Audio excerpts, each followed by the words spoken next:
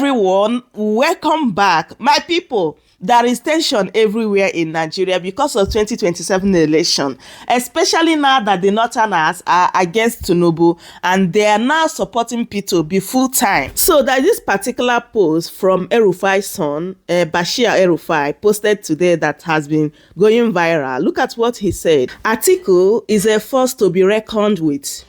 He also feels the stars have finally allied in his favor. And although 2019 is thought to have been his best shot, this may be one of those moments meet the man. However, the sheer force of obedience numbers and the cult-like followership brings a challenge. His appeal across the youth and this younger generation is one profound aspect of his leverage. Obi, as a flag bearer with a strong northern candidate, could defeat Bapol, that he's referring to Tinubu, on election day before our dear mother of the nation. Then he added, Auntie Remi finishes her breakfast around 12 noon. And Nigerians have been reacting concerning this particular post. Some are saying that the best option to remove Tinubu in 2027 is Peter Obi and EL-RUFAI, or Peter Obi, Kwankwaso. So everyone is kind of bringing option, but the main thing there is that Peter Obi must be the flag bearer of this ADC if they are serious, knowing fully well that this is the turn of the South. That if eventually Peter Obi run on his own as well as Atiku, that what happened in 2023 is going to repeat itself, which I totally agree, my people. Anyway, let me allow you guys to take a listen and hear what people are saying concerning the coalition, the reason why Peter Obi must be the flag bearer. Just take a listen. Not. Then why should a northerner be contesting 2027? There's no need. Except you're not a northerner. Because it doesn't make sense. It doesn't make sense. Common sense will tell you that all political parties who are serious to win election 2027 will be presenting southerners. Any political party, whether ADC or TJ Tinubu party or APC, whatever political party that want to retain presidency or grab power or give us whatever he want to give us, let him present a southerner. So what I expect all political parties to do, inclusive of ADC, is to zone their president to the south. Let them zone to the south. Whoever get the ticket from the south, let the south compete amongst themselves. We, the northerner, will give you our vote based on your performance. So, if APC present Tinubu and PDP, they say they have zoned it to the south. We don't know who they're going to present. We are waiting for them. ADC should do the same thing. All other parties should do the same thing. Now, when they present for us all southerners, we will now look at what Tinubu has done vis-a-vis his current 4 years. Does he deserve to be returned? If he deserves, we will vote him in. If he does not deserve, we'll go to the next party. Where is ADC? Who is there? Is it Peter Obi or is it Rotimi Amici or is it Arishola Abeg? Forgive me, I'm not an Yoruba man, I'm a poor Hausa guy, so don't expect me to pronounce his name correctly. Arishola, the current Secretary General, the current National Secretary of the ADC. If ADC decided to present him, we look at him because he has been a governor. We look at what he has done before and now. If it is something that we can go for, we go for him. This is what I expect us to have. So, right now, the remaining 4 years of Tinubu belongs to the South. Whether they give us Southwest or Southeast or South-South, if they let them present Akpabio, we will look at Akpabio based on his position as a Senate President. He was a former governor of Akwa Ibom. He was a minister of Niger Delta Affairs. We will vote, we will support you guys. Just like the way you supported us in giving us Umaru Musa Yar'Adua before they took him away. The way he supported us in voting in Baba Buhari, he gave us, that is the best he can give us. We will respect that. So if ADC want to take power from Tinubu, if they are serious, let them zone their ticket to the south. And then let them present somebody from the south. But all these things coming down here to tell me that, oh, everybody has the right. We know that everybody has the right to contest for presidency 2031. But we have already agreed that it belongs to the north. So when 2031 comes, northerners, since the northeast and the north central have no retained power, let them present somebody from northeast and not central.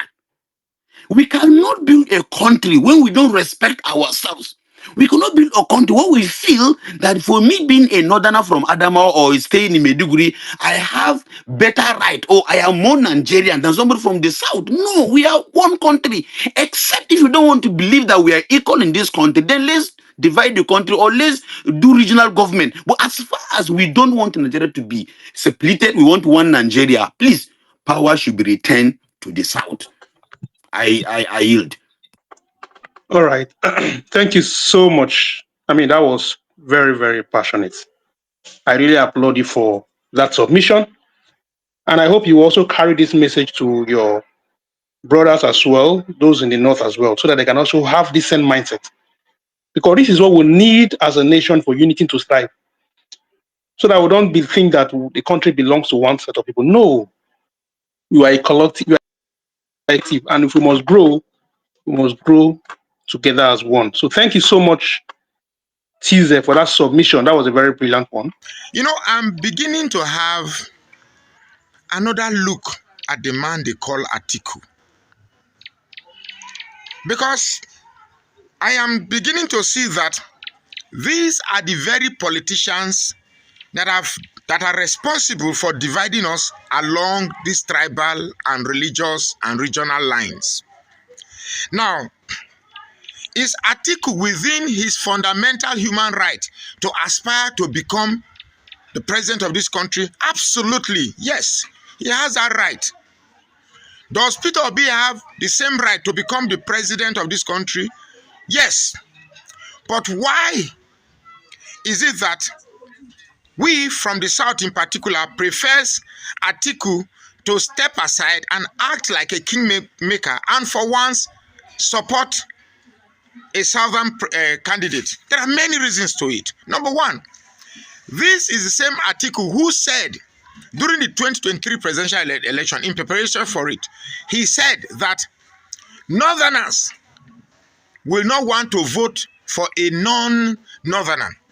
And Northerners are not internet savvy. And because of that, we should take that into consideration as a statistics that Northerners don't vote for Southerners. And you are supposed to be the president of this country. You are supposed to, this is who they call a bridge maker, uttering those same statements. Now, Atiku's political ambition, like it cuts all boundaries. It has no hold. No hold is bad when it comes to Atiku's political ambition, because he has contested among everybody without religious barriers, without regional barrier, and without even tribal barriers. Atiku contested against Obasanjo, against Jonathan, against Buhari, and more recently against Tinubu. Now a coalition is formed. Nigerians are looking at the coalition and are like, these are the best statistical permutation. Atiku is approaching 80. A Fulani man ruled this country for 8 years while attempting to propagate Fulani agenda. Atiku is a Fulani man. So in Atiku's mind, immediately after Buhari finished 8 years, let's assume he won. He won the 2023 election. It would have been Atiku's 8 years a Fulani man, then, Buhari's 8 years a Fulani man, then Atiku's another 8 years, making 60 years of Fulani. And I ask the question, are Fulanis the only tribe in Nigeria that can rule, that can become leaders in this country? Are they the ones? Now, some people might watch this video and say, Magnus, you are being tribalistic, you are being sentimental. No, I'm only dishing out the same food that the people from Atiku's side would like to dish to other people. And if you're a Southerner, you are always saying that the only way they can remove Tinubu is Peter Obi deputizes. You are one of those group of Southerners that are psychologically, politically inferior. You believe without the population of the North, politics cannot be achieved. When in fact you are the one with the population, but your political savviness, your political confidence, your political acumen is low because of narratives that have been sold to you over the years. You have place yourself in an in a place of inferiority. Atiku, and people are saying that Atiku should come and do 1 year. Let's just collect power from Tinubu. After that, I don't see. There is no guarantee that after. Okay, let's say for instance we agree. Let obedience agree that Peter Obi should deputize Atiku for 1 term. Then after 1 term, the North will now say, okay, let them vote Peter Obi. You still don't know how much the North does not want to see an Igbo president. I can assure you that after that, they will come up with an excuse why they will not vote for Peter Obi. So why they should throw the first gratitude. I see the Southerners reciprocating a Fulani's gesture first than a Fulani man reciprocating a Southern gesture. So let them do the starting. Let them support Peter Obi for a 1 year term. Let us see it that yes, let me for the first time, 58 years living in North, let me see Northerners queuing and voting for a Southerner, a Yamiri, a Kafri, an infidel. Let me see it that yes, people are saying, say Peter Obi, say Peter Obi. Then Peter Obi does his 1 year. I swear to God, I know that every Southerner, every Easterner, Middle Belt, they'll say, okay, it was an agreement. I'm sure we will reciprocate. But I don't see that. If the tables were turned, I don't see that reciprocating from their own side. So you support Peter Obi. When we see it, 4 years later, we will return the favor. And this is politics. I've stayed too long in this place to be fooled. So don't bring that aspect that you are being emotional, Magnus, you are demarketing your candidate. No. Peter Obi is now a big celebrity in this political stratosphere. If you cannot respect the fact that on a one-on-one basis, Atiku and Peter Obi, put them on a pedestal, let the country vote. Peter Obi will flog Atiku, hands down.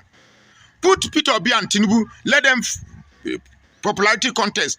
Without this rigged and fake pastors, fake bishop, snatching, running, and whatever ballot paper, Peter Obi will flog. So why are you trying to place Peter Obi in a place of political inferiority such that to activate his political inferiority and political relevance, he must become subservient? The arrogance, the sheer arrogance with which some of these northern politicians look at us in the south is annoying. Perhaps that is why Wike is doing the thing he's doing. I was angry with Wike, but now I am beginning to see that Wike has been right all along. Wike has been right all along.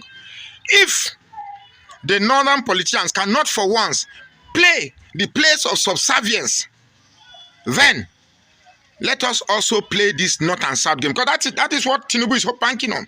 North versus South, and everything is playing to his hand. I don't even think Tinubu needs to make any campaign. He's going to win 27 elections, so long as people are nursing their ambition. For crying out loud. It is the Hausa people that said, Le fin daddy, carry one, or coming dunia may carry one. That's anything in this life must come to an end. You've been pursuing this presidency, for crying out loud. You'll be 80 by 2027. Why don't you just chill? Or you want to be our next Paul Biya? Then just chill. Be a grandfather. Use this opportunity before you buy.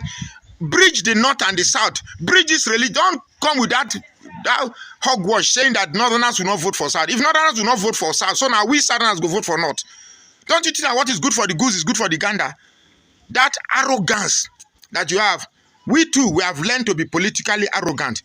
If you want to repair this country, support Peter Obi and ask the North to support Peter Obi. After 4 years, we will reciprocate. But if it is about this sheer northern arrogance, you want to test the might of the northern population against the might of the southern population, then so be it. Let this game be between the South and the North, and see who comes out. I'm sure the Middle Belt will vote along the South. You get me? So, sorry, I don't like the fact that I am talking this way. But hey, somebody must give it to you, woto, the way you've played it to us. Thank you very much. Yesterday, I had an interesting encounter, an interesting debate on my live session. If you want to know what happened, the video is still there. You can search through. It was a debate between a Fulani man and a Hausa man. 2 Fulani men and 1 Hausa man, to be precise. And even after having claimed to have lived in the North for a very long time, I still learned a thing or two. So I would advise that you should go and search for that video and watch it.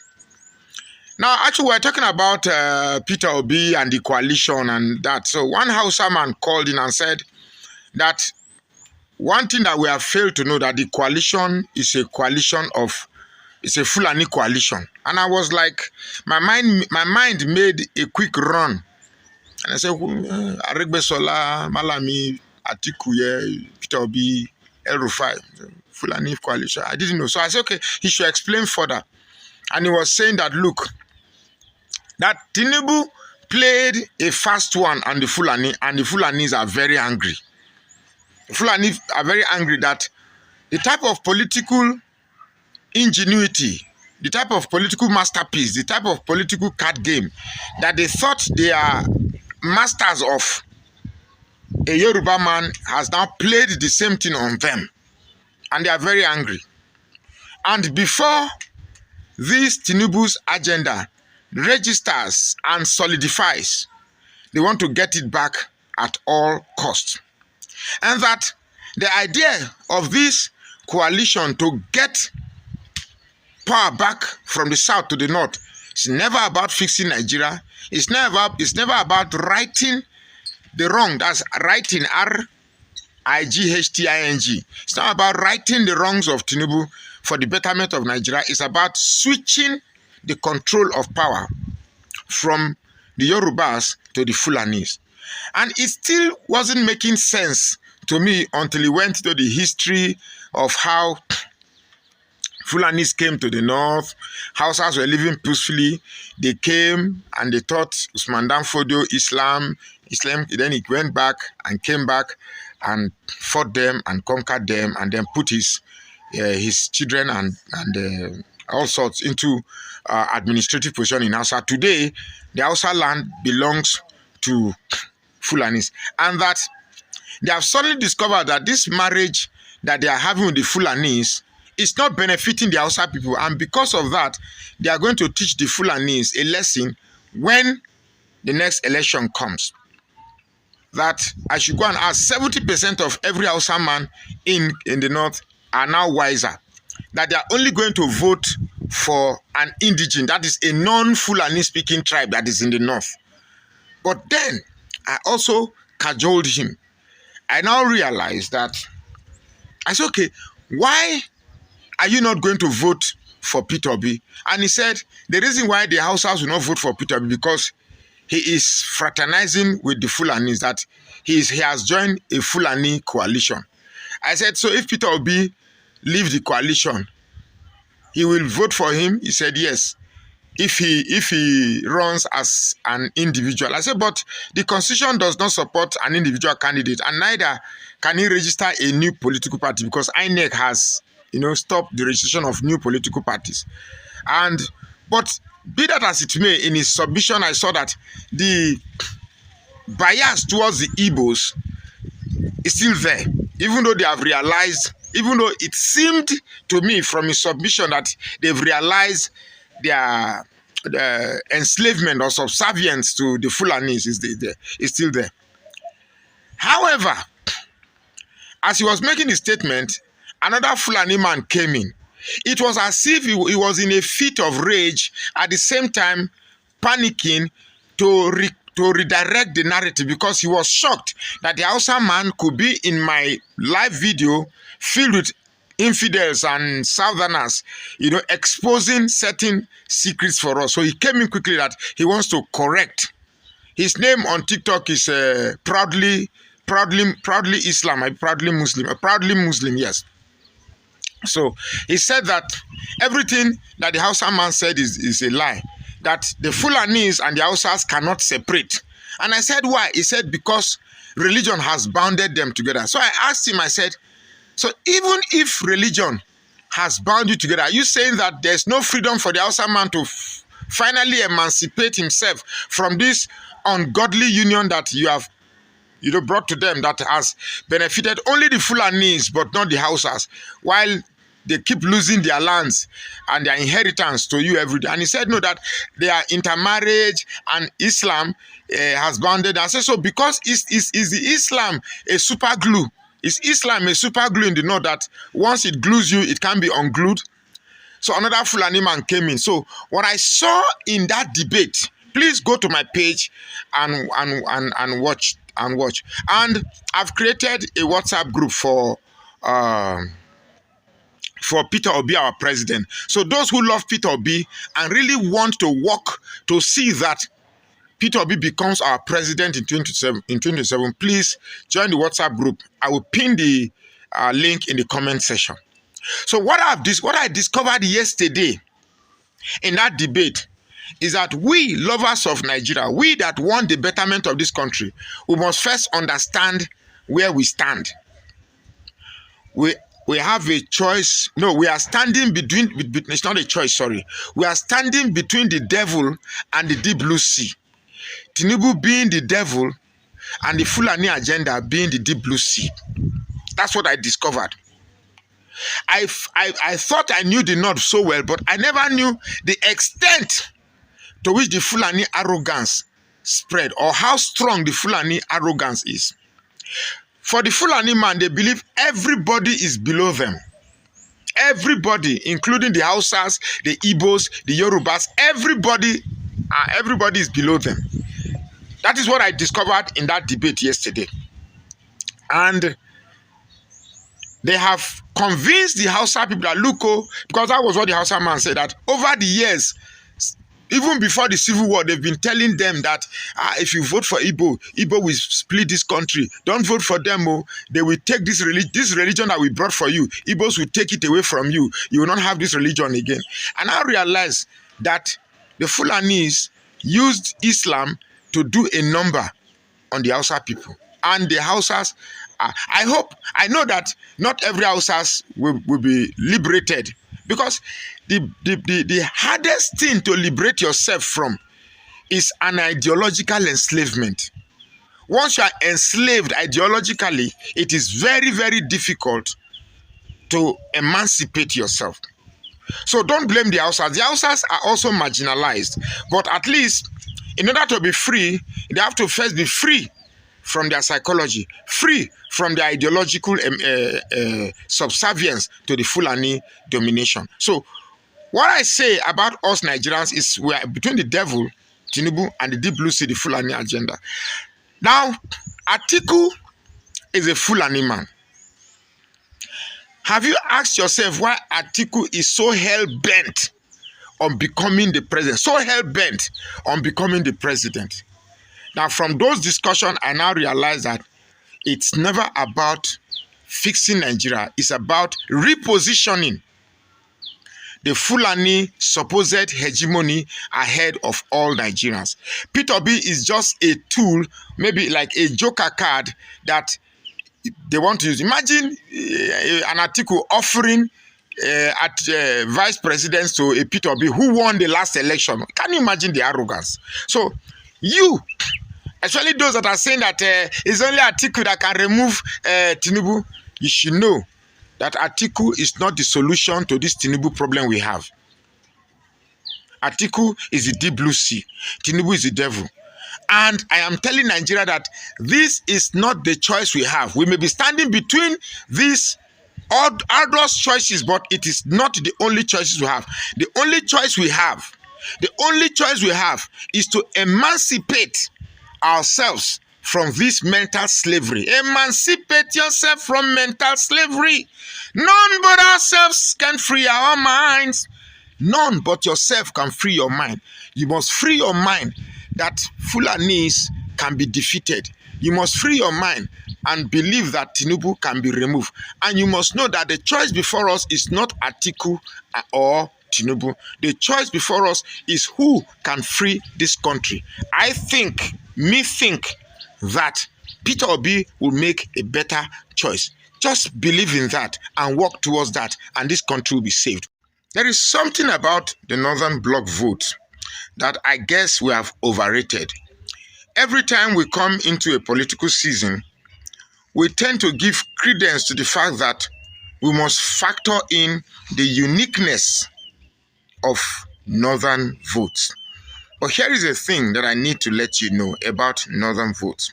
Yes, we might want to appeal to the northern superiority when it comes to the numbers, but that is only valid when Christians in the north and Muslims in the north vote in the same pattern. That theory was put to test in 2011 by President Goodluck Jonathan, where somehow the voting pattern was based on religion. In other fact, most Christians across Nigeria voted for Jonathan, and most Muslims in Nigeria voted for Buhari, and the outcome favored Jonathan, consequently leading him to become the president of Nigeria. Now, that didn't go well with some core Muslim extremists in the north. If you noticed, immediately after that election, that led to a lot of persecution of Christians in the north. You see, when I come to the social media space saying these things, I really don't like it. I don't like to be tagged as a religious bigot or a biased personality. But hey, I can't fight what I have seen. I can't fight what I have observed. I can't fight what I believe is the truth. How subjective you may feel it is. It's what I've observed. So, Christians in the north most times don't come out to express their political choices because they will be intimidated or bullied by Muslims in the north.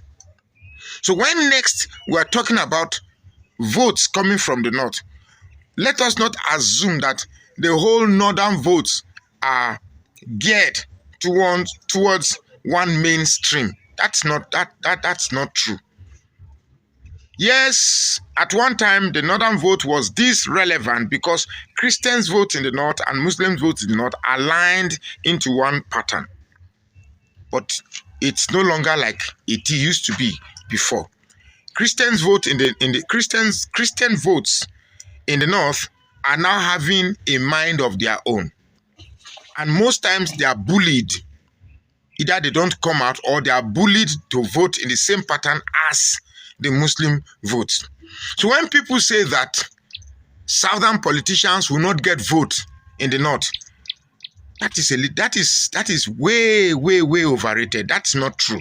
In the last election that Peter Obi contested, if not that INEC decided to rig the election in order to sustain this narrative, I can tell you for a fact that northerners, including Muslims, they voted for Peter Obi.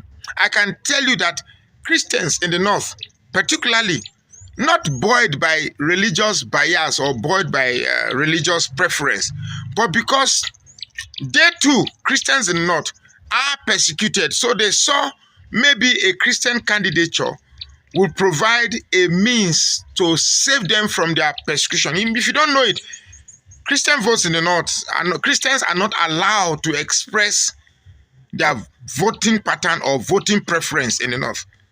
In Niger State, what came out from Niger State is not a true reflection of the voting choices in Niger State. In Adamawa State, in Gombe State, in Kogi State, in Taraba, because the narrative has to be sustained that Muslim votes in the north count more than Christian votes in the north. Like I said, I feel heavy saying this thing because I don't want to be associated with all these religious talks. But I am not the one to give in to politically correctness. That is not Magnus Oraka. I say things the way they are. So when next we are factoring in the so-called almighty block fools from the north, just know that it is only when Christians and Muslims in the north align their votes, that is when it becomes worthy to give this much reverence. And don't forget, over time, civilizations have made people from other states to go to other states. Take Kano, for instance. There's a place they call Sabongeri. Sabongeri is a very, very big city in a city. And most people living in Sabongeri are mostly Christians. And you cannot just write off votes coming from Sabongeri. So when, you see, the problem with Nigeria is that we want to sustain a narrative that gives credit or superiority or preference to a certain people that want to use narratives to sustain their superiority. And sorry, people like me will have to reshape those narratives so that when next we are thinking politics, we think it straight. Hate me all you want. The truth has to be told. So my people, that is it. I hope you guys had everything they said, which I believe they have spoken very well.